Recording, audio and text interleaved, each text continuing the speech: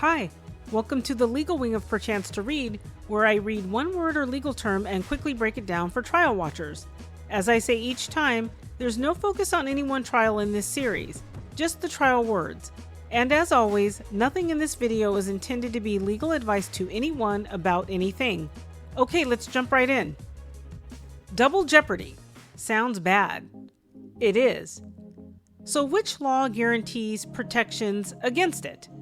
As many people know, the highest law, also referred to as the most supreme law in the United States, is its Constitution. Nothing supersedes it. No law can be enacted anywhere in the United States that overrides any portion of the U.S. Constitution. It's the other way around. Any enacted law that violates or otherwise contradicts or contravenes the U.S. Constitution will be stricken by a court of law as unconstitutional.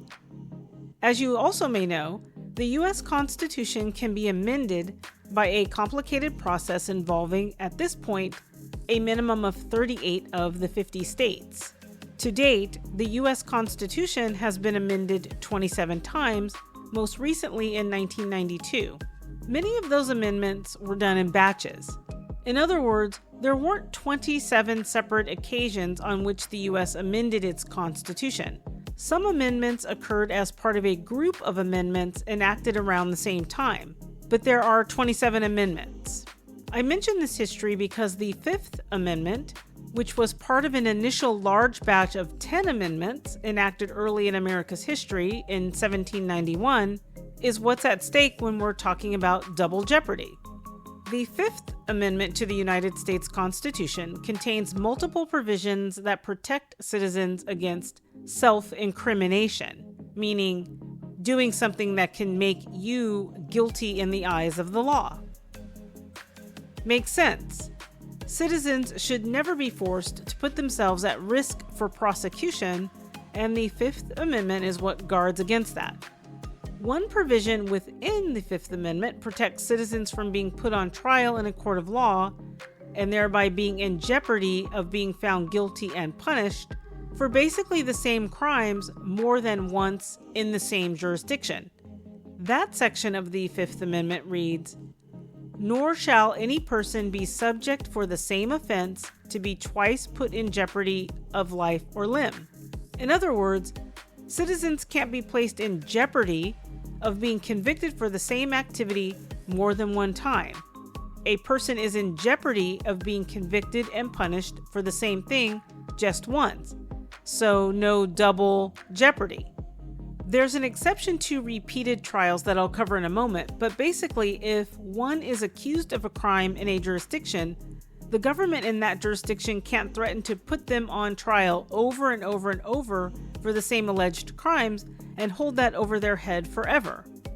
For example, if a person is put on trial for robbing the local supermarket at a particular date and time, and they are found not guilty, the state cannot hold a second trial of that person for that alleged robbery, not even by adjusting a few of the accusations and claiming, say, that the person robbed the store at 11 a.m. instead of 11:30 a.m. or on Tuesday instead of Wednesday. If the charges stem from basically the same alleged crimes and events, the Fifth Amendment prohibition on double jeopardy protects the defendant against a second trial. It's a term of art, but jeopardy is considered to have attached once a jury is sworn in to hear the case. If a person waives their right to a trial by a jury and decides to let the judge hear the case, what we call a bench trial because the judge on the bench is the person deciding the guilt or innocence of the defendant, jeopardy attaches when the first evidence is presented at trial, which is usually when the first witness at trial is sworn in to give testimony.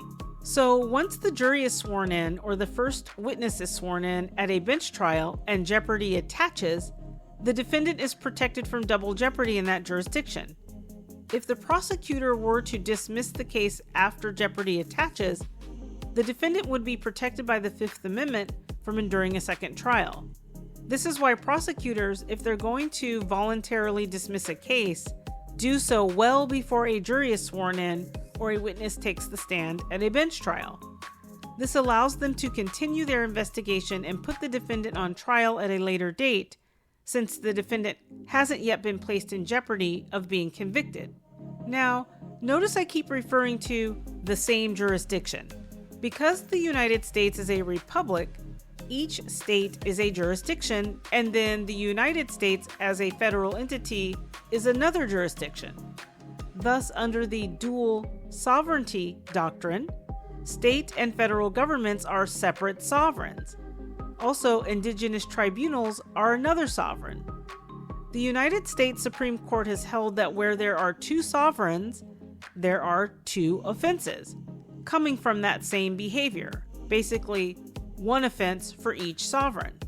This means that a person can be tried for the same actions more than once in each jurisdiction if those actions constitute crimes in different jurisdictions. For example, a person can be tried for homicide by the state of Maine or Pennsylvania or Illinois, and then be tried again for the same homicide by the federal government without that person's Fifth Amendment rights against double jeopardy being violated. Also, if a crime is committed across more than one state, for example, stealing contraband in one state and transporting it to another state and selling it there, the illegal possession of the contraband can be prosecuted in either state or both states without a violation of the defendant's rights against double jeopardy. So I mentioned that there are circumstances when a person is tried multiple times in the same jurisdiction for the same crime or crimes. If you watch true crime shows or even just the news, you know the defendants in the United States can and have been tried 3, 4, and in one case, 6 times for the same alleged crimes when earlier trial results were overturned on appeal or because a mistrial occurred. Again, we're talking about a defendant being tried by the same jurisdiction for the same crimes. So not separate jurisdictions, but the same jurisdiction trying the defendant again for the same crimes. This happens when a mistrial occurs. A regular trial can be declared a mistrial when the trial did not come to a definitive conclusion, usually because a jury is unable to reach a unanimous verdict. There are a few other circumstances when a trial may be discontinued, but we would still call that a mistrial. Unless there are unusual circumstances surrounding the first prosecution, it's highly likely the defendant can be retried after a mistrial without a violation of their Fifth Amendment rights against double jeopardy. The United States Supreme Court has held that a trial that basically ended up in a cul-de-sac or a dead end is not done, and that the jurisdiction can continue to prosecute the defendant to a conclusion by holding another trial. So the person is still only in one single jeopardy of being convicted. It's just going to take more than one trial to end that state of being in jeopardy with either a unanimous conviction or a unanimous acquittal. Once we have a unanimous verdict, either way, it's over. No second trial under any circumstances in that jurisdiction. You might ask what difference it would make if there were another trial after a conviction since the person has been convicted. But imagine if there were harsher penalties available the second time around.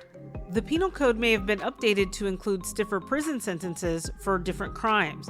Even if a person were convicted, they can't be placed in jeopardy of being charged a second time by a jurisdiction hoping to get the longer prison sentence the penal code may now allow for those crimes.